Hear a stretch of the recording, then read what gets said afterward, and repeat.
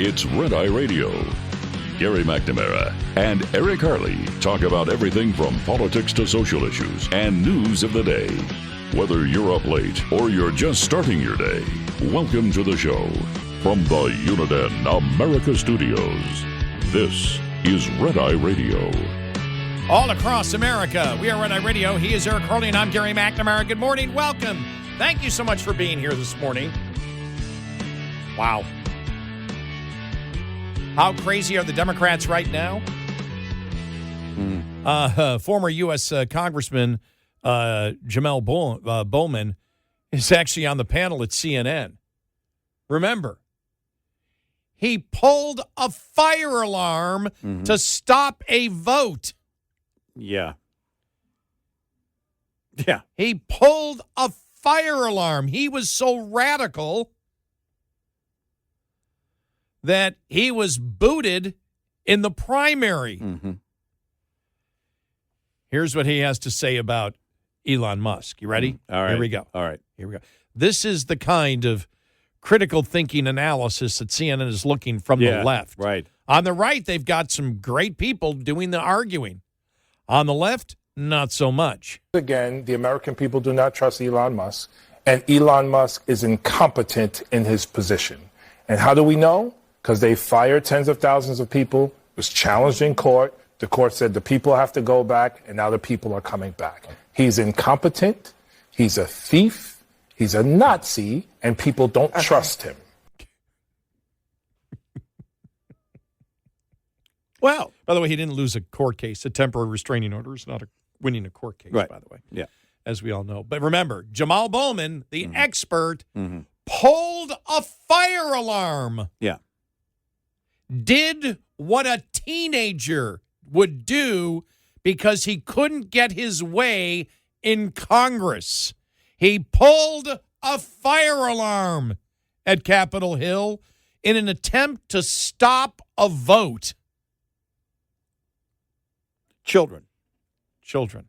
Radical children. The thing is, too, in his mind, I figured out how the liberal mind works. The first thing was he knew he wasn't selling the first thing, that he's incompetent because a judge ruled against him in the temporary restraining order. So he had to go further. He goes, that's not enough. Not only is he incompetent, he's an incompetent thief. Well, thief? What do you mean a thief? What did Elon Musk steal from anybody? Right. That still wasn't enough in his mind. It's like, I got to go further. I'm not satisfying the insane left. Nazi! Oh, yeah. Here's the Nazi, which is their frosting on every Nazi cake that they have to make up. A Nazi cake. It's a Nazi cake. At every turn. But look, when you've got nothing, you have to go big with lots of nothing. Right? That's it. Well, it turns out your cake is all icing. It's all garbage. I like the icing. Yeah, well. I can't eat it anymore, but I like the icing. Yeah, well, you got to have some cake in there. That's true. You got to have something of substance, Gary. I like the old joke. Somebody said it the other day. No. You can't have cake for breakfast. Get over there and eat your pancakes covered in syrup. But this is showboating. This is, and not that I think Jamal Bowman doesn't mean it. No. He clearly means it. But CNN wants to put this on full display. This is the kind of radical stuff that they love. Are they trying to bring back the crossfire thing? Well, you saw the one thing, and I think this may start happening now, the New York Times story that Elon Musk is going to be briefed on war with China. Trump came out and said that's absolutely a false story. But that's all the discussion that was going on. You put out a false story, you run it for a night, comes out that the story isn't true, it doesn't matter. You've already gotten the outrage based on a story that's false to begin with. Well, because everybody's basically got that in their mind and they're running with it. They're probably have already texted or posted on TikTok or, called all of their relatives to tell them something that isn't true. So on the retraction, you're not going to get anything. In fact, the only retraction really is coming from Trump. The media is not going to back off of this kind of behavior. Said we're not even discussing China in this. Right. China won't even be brought up. Right. Interesting. And I mean, we've seen it before. Yeah. And it was done. Yeah. The whole Russia collusion was telling lies consistently. Yeah. Yeah. And then having to defend lies. Exactly. Having to defend yourself against things that aren't true. And that's it. I had to do that with a friend of mine here recently. I said, look. Let's reset the table of who these people are and what they're willing to do. Because the activist judges and everything else, it's like, man, it's so hard to believe. Because my friend was like, what is the deal with all of these judges? It's like, well, they don't have authority here. So the only thing they can do is slow Trump down, slow his agenda down. What they see is somebody going to work as he promised he was going to. And so the only thing you can do is make it look illegal by a bunch of activist judges jumping in at every turn and other activists shopping for judges that will do just that. Oh. And we've covered that, I think, pretty sufficiently this week. And you just, when you made me think of, because we had put out the point by point yesterday, and we hope a lot of people follow Margot Cleveland. Yeah. And she went point by point how what one of the judges was doing, and this was the plane taking the Venezuelan gang members outside the country. Mm-hmm. She went point by point why it's legal and why Trump is not, why the administration is not violating the law. Right. That they're backing up everything and going, no, this is what we did. No, this is what the law says. Right. This is what you did. And when you did this, when you gave an oral order of what you were going to do, we don't have to follow that. Right. We don't have to follow anything until the written order comes out. And then when the written order came out, you said that basically the written order said you can't initiate the removal. We already had done it. It was done. Right. And so they're hanging, and it's like, well, they're playing games with it. So are the judges. Right. But the other thing is, as we've said, Trump got elected, and this is one thing that the left still doesn't understand. Trump got elected because there's a ton of people out there, even independents, that said, the felonies? What are you talking about, the felonies? These are rogue judges and prosecutors. What they don't understand is one of the reasons that Trump was elected is because people viewed that the judges were corrupt. Yeah. And the DAs were corrupt. Right. And the left still, and the media is on this thing that only politicians and people can be corrupt, that any judge, we put judges on this pedestal as if they're saints, and the president, the other branches of government, the president and members of Congress, Republican only, they're the only crooks. Mm-hmm. That leftist judges are saints who are beyond reproach and can never be criticized. Right. And as we have said, that's completely ridiculous. And by criticizing judges, no one is advocating violence. Nobody. We aren't saying anything like Chuck Schumer said about the Supreme Court justices. Right. When he came out and you said, my God, is that a threat?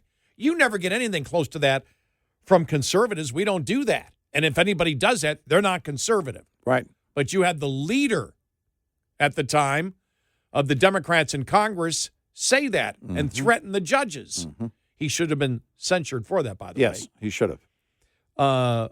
But Margot Cleveland wrote yesterday, okay, tracking 100 crazy cases against the Trump administration was fun for a bit, but my goodness, I'm exhausted and angry. I bet she is. And she gets, I mean, again, this is why you should follow her on X, but because she's so good at breaking it down. Yeah, she is. But so passionate as well. And she goes point by point by point about what the law is, what the judges did, what the Trump administration argued precisely against it, and then said, they're right. This is the law. They're right. This is, and that's what it comes down to. But the media is so big on just sound bites and accusations as the evidence, and that's not the evidence, and that's not the law. Well, and again, something you touched on a minute ago, and that is, put the headline out that judge after judge is going, judge goes after Trump. Judge orders Trump, judge orders Trump, judge orders Trump. It sounds like they're doing stuff that's illegal. That the administration is doing that the administration is doing something wrong. Right. And over again, they're going to lose these cases. But how much airplay is that going to get on a CNN, on in the mainstream media, in the liberal activist media? That's not going to get much airplay at all. You mean the reversals of it? Yeah, when they win. When they win. When the Trump now wins. the best part is about it though, Trump won partly because people believe that it's not only politicians that are corrupt, but judges and prosecutors are corrupt and will not do the right thing. So that's the difference, and we'll see where this all goes in the long run. But yeah, when you follow it point by point by point, it's obvious you have activist judges who are attempting to stop the Trump agenda and attempting to stop a president from doing what he is authorized to do under the Constitution of the United States. They are attempting, it's Article 3 trying to stomp down Article 2. Yeah. It's the activist judges trying to take away presidential authority that is clearly in Article 2 of the Constitution. That simple. Yep. It's why the administration and all of their surrogates should be very active as these things turn in their favor as they go to the appellate courts or wherever it ends, and they win these cases. Each time they should be very active in promoting the fact that they have won, because the liberal activist media is not going to do that for you. Yeah, so you need to get it on social media. You need to promote the daylights out of it. it. Put it out there everywhere that you can. And keep the track record. You know, one thing that Margot Cleveland did in that thread that we talked about yesterday, and I reposted that thread on X, she went through, a number of the cases, and as she talks about again, 100 cases now, and it's exhausting, but it is important to keep people reminded of what's going on here, who these people are on the left, including these activist judges, and exactly where this is all going. And what you also need to do is not have a separate Department of Justice press conference. You need to have that at the White House, briefing when when these things happen. Mm-hmm. We had Pam Bondi here. We wish her to speak because, as we have talked about here, that way everybody in the press is there. Yeah, and so it makes social media. Yeah, here's the Attorney General. There were 5 cases today overturned. These are activist judges. These are rogue judges. These are rogue judges trying to usurp the Constitution and the will of the people through Trump, who was elected by the people. Here's Pam Bondi. Tell us about these 5 cases, and she'll take a couple of questions from you. Right. Yep. And then you do it that way because you need to market. You need to sell everything that you're doing. You can't sit there and just assume and go, okay, see, we won another one. No. You need to pound it. Every time you win. Every time you win. And then you bring on all the other wins along the way. When you win another one, repeat the fact that you won the other one yesterday, too. Yeah, exactly. Yesterday we were here. We won 5 of these, which were this, and this. They were attempting again to stop the president from what he is authorized to do under the Constitution of the United States. He was duly elected. He's a representative of the executive branch voted in by the people. He's doing what he told the people he would. These judges are involved in unconstitutional actions. They were yesterday. We went through everything. Now let's go through today where these judges also acted in an unconstitutional way. I'd bring a scoreboard, and here's the score. Daily tally right here. Trump administration wins. Trump has his 55. Activist judges wins. The Trump, 0. The Trump brackets. Because that will be viral. Right there, that will be viral. No, you're right, yeah. When you have that visual, then it's like, because nobody's ever done that. They don't do that. Do it. Yep. 866-98 Red Eye. This morning's USDA Farm Report is brought to you by House Products. Tested, trusted, guaranteed since 1920. A drop in wholesale egg prices. A sign, according to Agriculture Secretary Brooke Rollins, that USDA efforts at both preventing high-path avian influenza in egg-laying poultry flocks and lower egg supplies are moving in the right direction, absent any unforeseen significant depopulation event. The secretary, visiting with reporters Thursday, noted the almost 1 month, almost 50% decrease in the New York wholesale egg price since USDA's five-pronged strategy was announced. That price at $4.08 a dozen on Wednesday. She acknowledges in some cases the reduction in wholesale egg prices still needs to translate to the retail level. And also, with Easter and demand for eggs growing as the holiday approaches, We're noting that prices are exponentially down, and we're really, really encouraged by that. There is always a possibility those prices could tick back up. I'm Rod Bain reporting for the U.S. Department of Agriculture in Washington, D.C. This report brought to you by Cenex Fuels and Lubes. Get in touch with Red Eye Radio, toll free at 866-90-RED-EYE.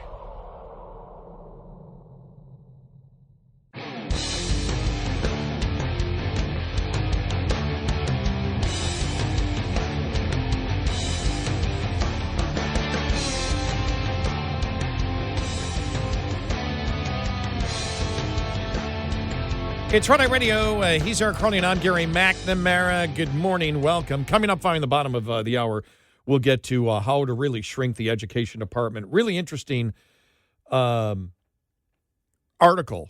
saying it's going to be tough to get what they want.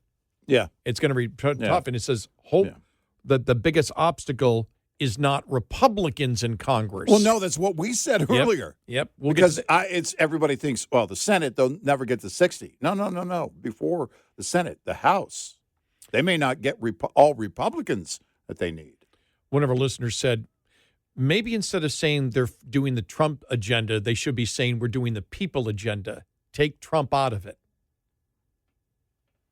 It's interesting. Yeah, One of our listeners. I don't think that's a horrible idea. I think instead of always saying the Trump agenda, saying the people's agenda. No, because it is. That Donald Trump is only initiating the people's agenda. That's what the people wanted. But you and I talked about how, we wish Ramaswamy was one of the spokespeople because he's just so great. But here's him talking about the Department of Education. Here we go. The dirty little secret in American education is this.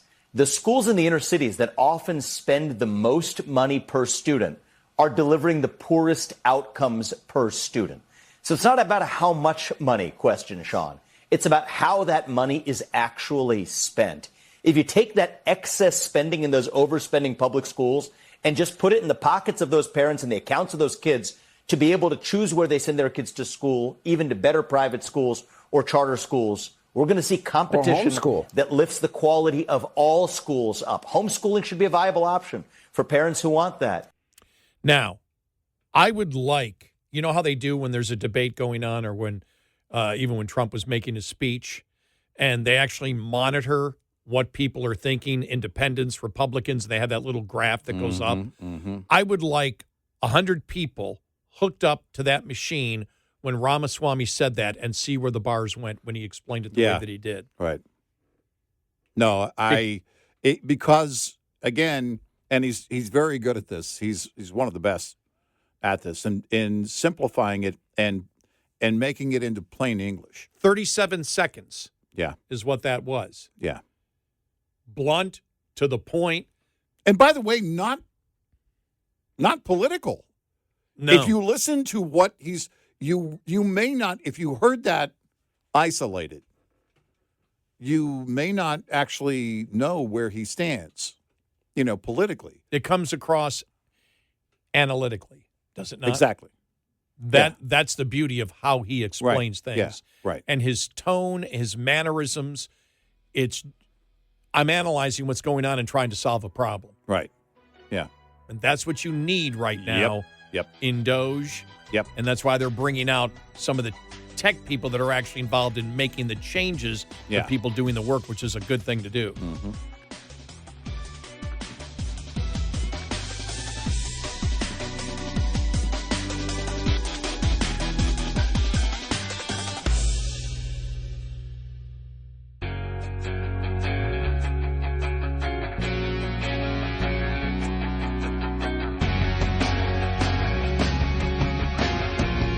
You're listening to Red Eye Radio from the Uniden America Studios.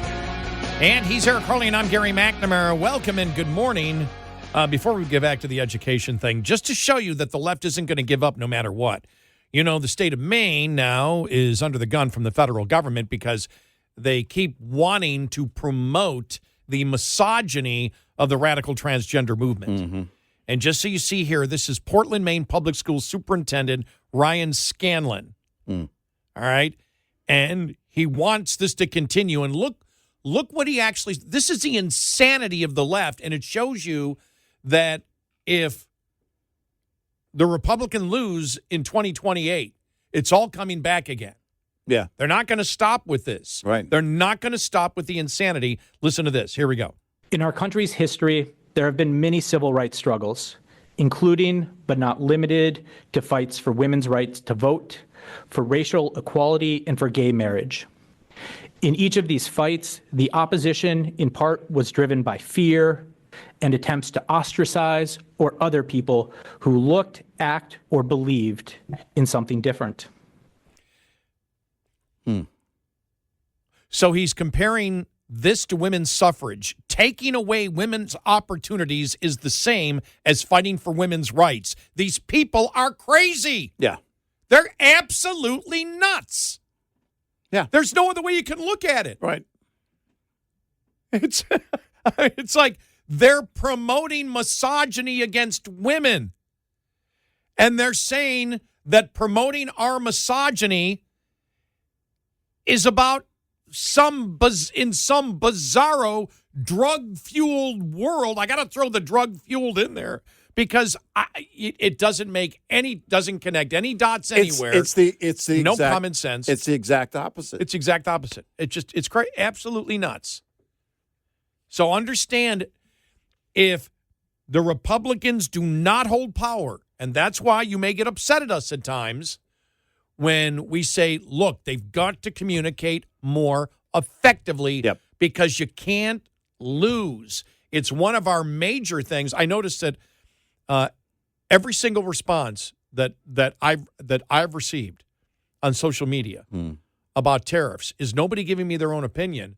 They're simply saying, here's what this person says. Here's what this person says. You need to listen to what this person says. Mm-hmm. That's not even our argument on tariffs. That's not our major argument. No. Our argument is the administration not communicating it effectively to the people and not having specifics as to what's going to happen and throwing out 5 or 6 different options about what they might do. And we're like, you need clarity on that because you can't lose the stock market. You cannot help increase inflation, and you have to have growth. You've got to have growth in the next year and a half. And so you got to be careful, and you've got to be precise in how you effectively communicate what you wish to do. Not one person has challenged us on what we have said about the administration and their lack of communicating effectively. Right. Not one. Right. Everybody just throws at me, at least this is what I get. I don't know what you get, but I get, here's what this guy says. Steve Bannon says this about tariffs. Yeah, Steve Bannon's an idiot. Oh, Trump's going to serve a 3rd term. He's an idiot. I don't care what anybody else says about it. Yeah, neither do I. Bannon. Well, who's going to serve a 3rd term? We're going to go to the 3rd term. Shut up. Not going to happen. By the way, he hates most of what Trump's appointments have been so far, hasn't he? No, he's been. Look, he's been very vocal about that. I know. I don't know why he's seen as the most MAGA guy. I have no idea. No idea why. Well, it's the same thing with Tucker Carlson. Yeah, Tucker Carlson, that SOB Trump, that MF Trump, he's got when it came to, the stolen election. Yeah. It wasn't stolen. It was that stupid. He went crazy, and everybody went, yep, he's a MAGA guy. It's like, what? I guess you just get a free ride. You get a free ride. We want the messaging to be on point, and we become the devil. Exactly. Just That's amazing. fine. I'll be the devil. Yeah, it's just I don't mind it. If you want to call me the devil, because if not, I could beat up all of you. Yeah. Did you like my hesitation in there? the hesitation part of it was really important. Yeah.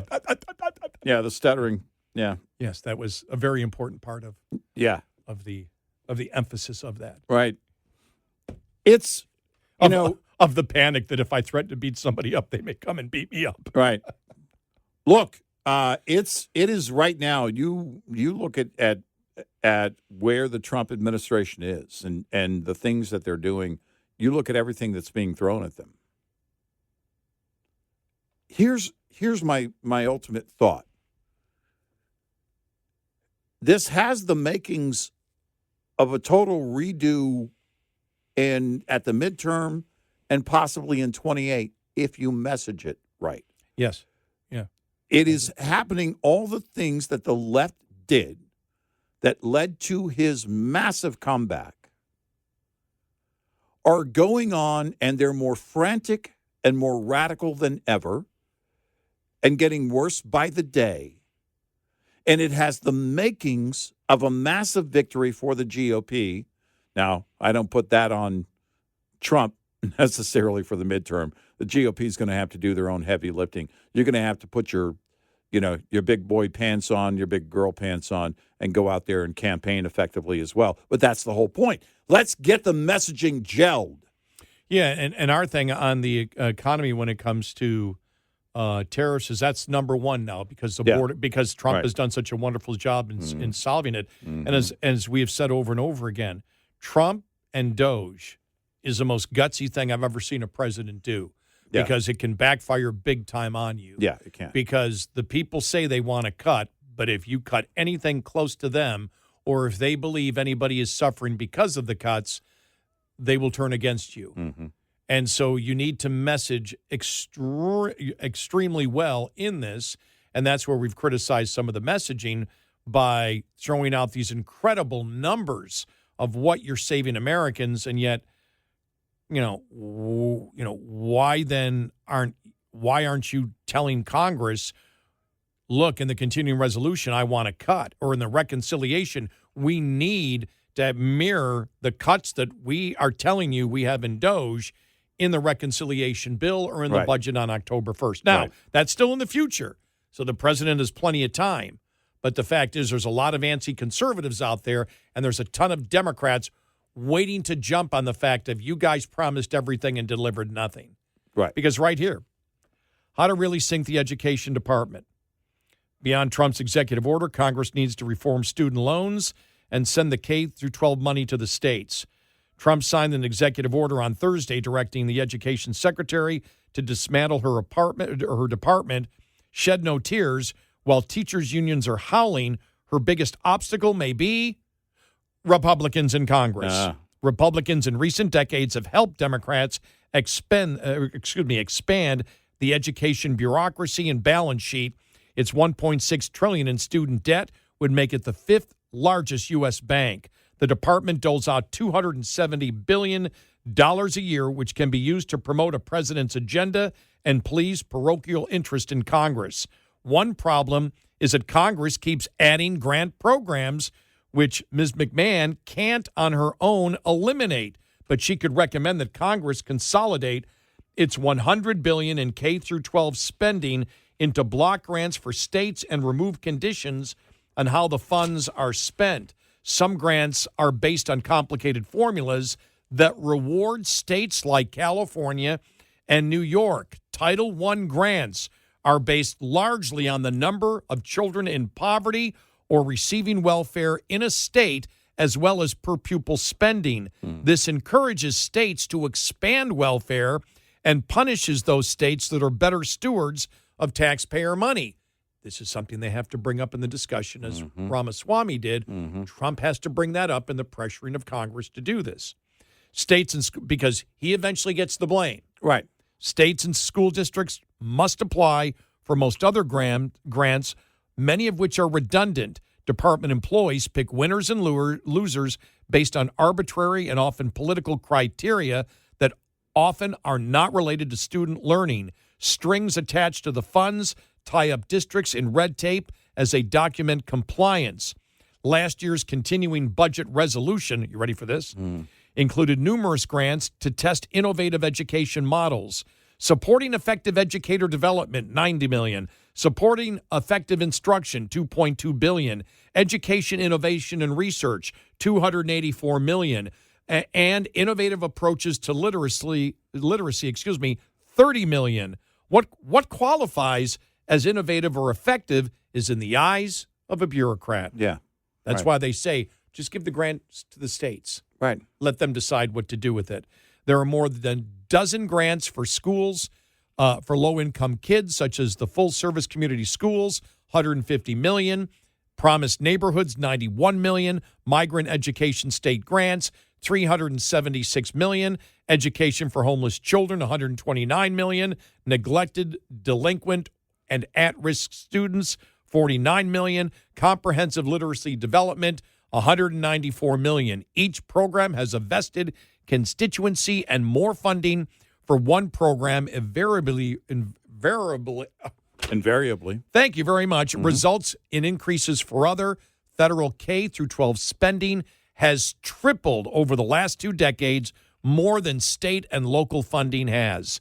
What they're saying is get rid of all of this, do it to block grants for states, let them decide what to do with it. Right. Take it out of the federal government. Right. That's the goal. Right.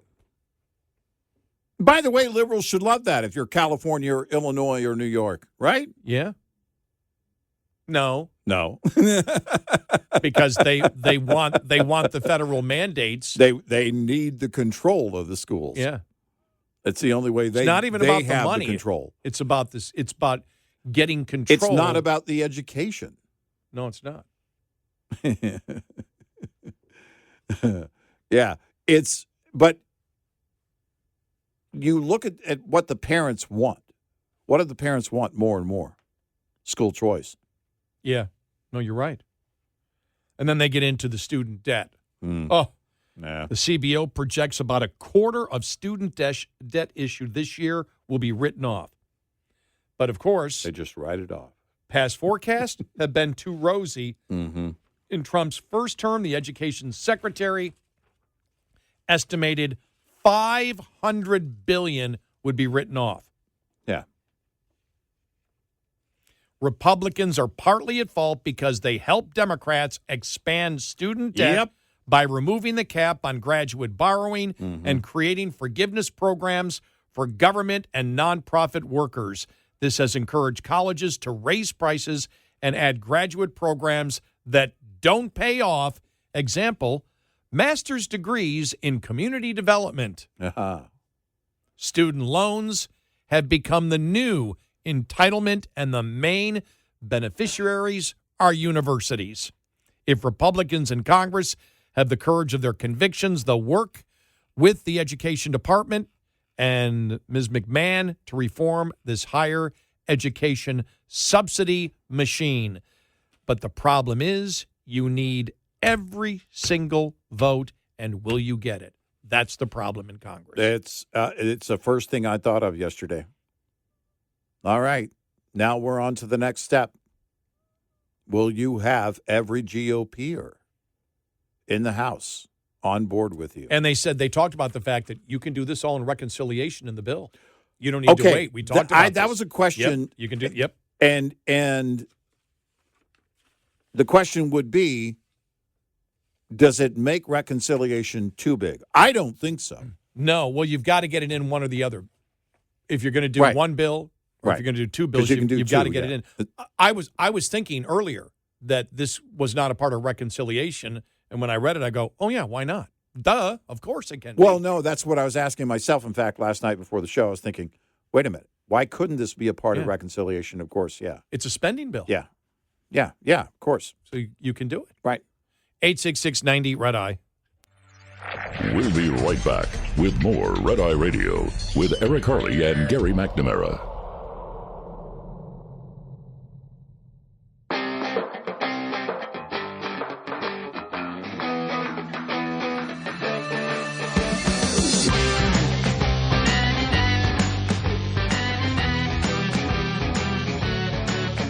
It's Red Eye Radio. He's Eric Harley, and I'm Gary McNamara. So I go to the Drudge Report, all right? First thing I see, New York Times, Musk to get Pentagon's top secret China war plans. Trump says that's an absolute lie. They're not even talking about China. Headline under that. Steve Bannon says Elon Musk is owned by Chinese Communist Party. Flashback. Yeah, right. Well, maybe they sold him. The Chinese Communist Party sold Elon Musk today on the open market. Oh, no. We sold Elon Musk to the Chinese, and that paid off our deficit and debt. And then they sold him back. So, because he's clearly not working for the Chinese now. How do you know? Or is he? Maybe he's working for the Canadians. Could be a mole. He's working for the Canadians. He could be working for the South Africans. There's many possibilities. We haven't even talked about Greenland. Oh, man.